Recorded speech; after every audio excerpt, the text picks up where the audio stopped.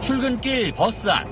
창문은 굳게 닫혀 있고 고개를 숙인 채 꾸벅꾸벅 조는 승객도 적지 않습니다. 공기가 탁하고 약간 속이 메스껍기도 하죠. 약간 무기력해지는 게 없잖아 있는 것 같아요. 버스기사도 졸음이 쏟아지긴 마찬가지. 눈을 비비고 찬물도 마셔보지만 졸음은 쉽게 달아나지 않습니다. 참 그게 쉽지가 않아요. 졸음이라는 것은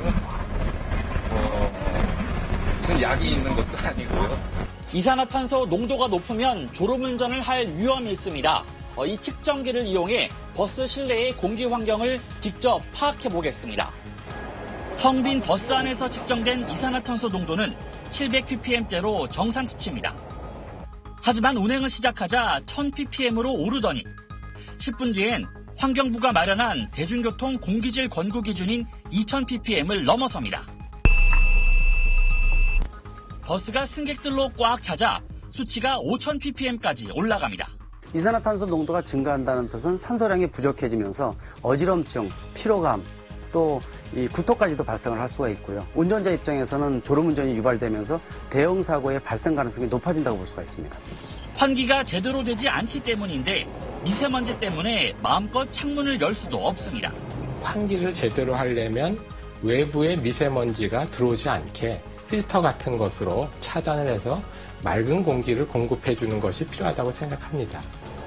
전문가들은 이산화탄소를 자동으로 배출하는 능동형 환기 시스템 설치도 검토해야 한다고 지적합니다. SBS 이성훈입니다. 지옥철 하면 떠오르는 게 김포 골드라인입니다. 2량짜리 꼬마 열차로 폭도 좁습니다. 최근 거리두기 완화로 유동인구가 많아지면서 혼잡도는 최고치라고 합니다. 출퇴근 시간대엔 A4 용지 반 정도에 사람 한 명이 서 있을 정도입니다. 호흡 곤란으로 쓰러지는 승객이 속출하는데 그래서 김포 시민들은 김포 골병 라인이라고 부르기도 합니다. 그제 아침 8시쯤엔 김포 골드라인 김포공항역에서 10대 여고생과 30대 여성이 잇따라 쓰러졌습니다. 빽빽한 열차에서 버티다가 김포공항 종착역에 도착해 결국 쓰러진 겁니다. 아예 의식이 없었어요. 바닥에 누워서 대자로. 그냥 압착이 된다는 느낌? 압착돼 있는 기차를 타고 오다가 문이 이제 내릴 때 이제 그 약간 공기가 모자르고 호흡이 곤란하니까 쓰러지신 것 같아요. 사람이 이렇게 붙어가지고 이제 아예 그냥 손조차 움직일 수 없는 상태. 매일 똑같아요. 이거는 사람이 몇 명 쓰러져도 이상하지 않아요. 제가 스스로도 숨이 부족하다는 느낌이 들어요. 이렇게 김포 골드라인에서 쓰러지는 사례는 비일비재합니다. 폭설이 내린 지난해 12월에도 한 여성이 호흡곤란으로 병원으로 옮겨졌습니다. 내리는 사람은 없이 그냥 계속 꾸역꾸역 계속 타다 보니까 평소보다 더 많이 붐벼서 양쪽에서 그냥 부축해서 가고 계셨어요. 안에 있던 분 데리고서 걸어서는 가셨는데 뭐 거의 눈이 풀려 계시더라고요. 지난 2월부터는 배차 간격을 조정하기도 했는데 별 효과는 없었습니다. 출근 시간대에 김포 골드라인을 타는 승객 수는 지난 2월 7만 7천 명 정도였는데 3월 들어서 1,000명가량 더 늘었기 때문입니다. 최근엔 정원의 2배에 달하는 370명까지 탑승하는 상황입니다. 이렇다 보니 당신의 자녀, 부모님에게 김포 골드라인을 타라고 하고 싶을까요? 라면서 압사 사고를 우려하는 게시글이 홈페이지에 올라오는 등 민원이 빗발치고 있습니다. 그럼 이런 지옥철이 생겨난 원인은 뭘까요? 애당초 서울 통근 수요를 제대로 예측하지 않고 사업비 절감에만 집중한 탓입니다. 미래 수요 증가에 대비하지 않고 2량짜리 미니 객차에 딱 맞춰서 승강장을 만들었기 때문에 객차 수를 늘릴 수도 없습니다.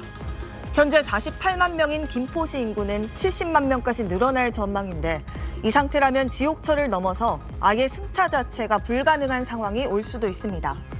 김포시는 일단 객차를 추가 투입해서 배차 간격을 줄인다는 목표인데 내년 9월이나 가능하다고 합니다. 지난주 폭우가 쏟아졌을 때 출근하는 직장인들도 많은 불편을 겪었었는데요. 이런 자연재해 속에서도 1, 2분이라도 늦으면 불이익을 주는 회사가 있었다고 합니다. 시민단체 직장갑질 119는 지난달 직장인 1,000명을 대상으로 출퇴근과 관련한 설문을 진행했는데요. 그 결과 출퇴근 시간이 1시간 이상 걸리는 사람이 17.6%로 집계됐습니다.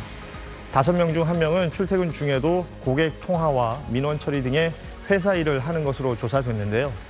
응답자들 65%는 출퇴근 시간에 대한 보상이나 배려가 필요하다고 응답했습니다. 하지만 현장의 목소리는 기대와 달랐습니다. 한 직장인은 이번 폭우 때 이분을 지각했는데 회사에 놀러 다니느냐 심할서를 제출하라는 얘기를 들었다고 제보했습니다. 일부에서는 지각을 한 번 하면 반차 차감, 2번 하면 연차를 차감한다는데요. 단체는 잦은 지각은 징계의 원인이 될 수는 있지만 지각을 이유로 심할서를 강요하면 직장 내 괴롭힘이 될 수 있고 지각 횟수로 연차를 차감하는 것은 근로기준법 위반이라고 지적했습니다. 네, 직장인들이 출퇴근 시간에도 일을 한다는 그런 설문조사 결과가 나왔다면서요? 네, 직장인 1,000명을 대상으로 조사를 했는데요. 네. 직장인 5명 중 1명인 20.4%가 출퇴근 중에도 일을 하는 것으로 나타났습니다. 지하철에서도 보면 이 노트북 열고 작업하시는 분들 혹은 핸드폰으로 고객 통화와 민원 처리 같은 업무를 하시는 분들 볼 수 있잖아요. 정규직보다 이 비정규직 근로자가 출퇴근 시간 일하는 비중이 더 높아서요.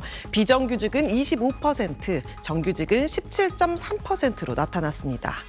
다른 사람들은 출퇴근 시간이 어느 정도 걸리는지 궁금하죠. 1시간 이상 걸린다는 응답자가 17.6%가 됐는데요. 지역별로 보면 인천, 경기 거주자가 29.1%로 가장 많았고 서울 거주 직장인도 22.1%가 출퇴근에 1시간 이상 걸린다고 답했습니다.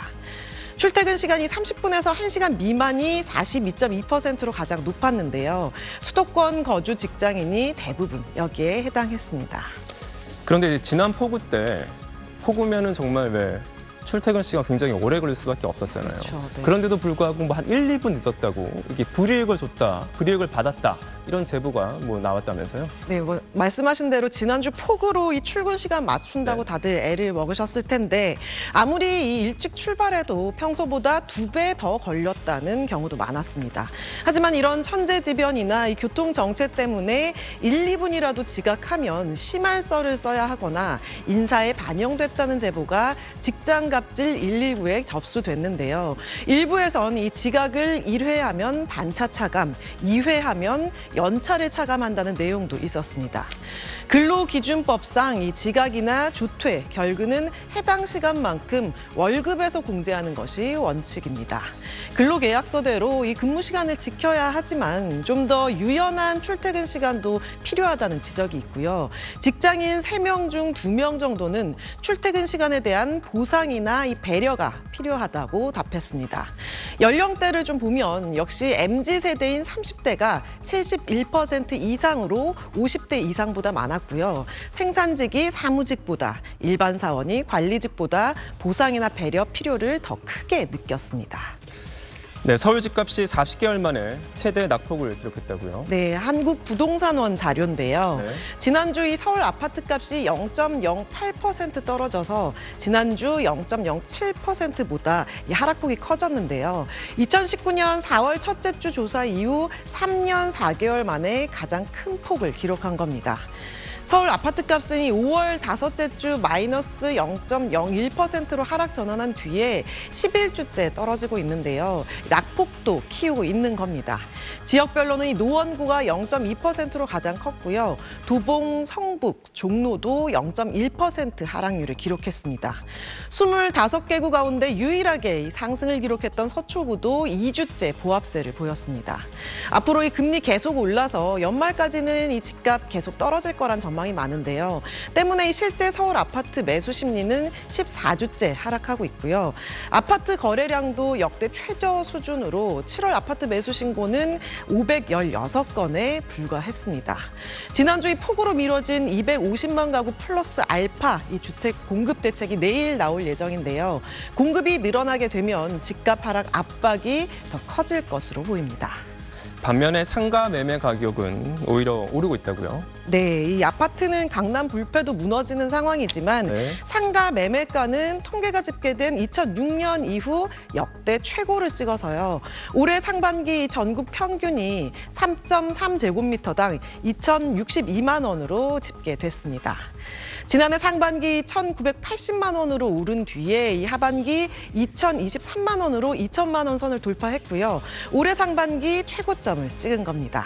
지난해 8월부터 이 기준금리 인상하고 있잖아요. 특히 집값은 떨어지고 있는데도 상가 매매가는 오히려 상승세가 계속되는 모습인데요. 엔데믹 영향이 큽니다. 거리두기가 거의 다 해제되면서 상가가 텅텅 빌 위험이 줄면서 수요가 늘어난 게 가격 상승을 이끌었습니다.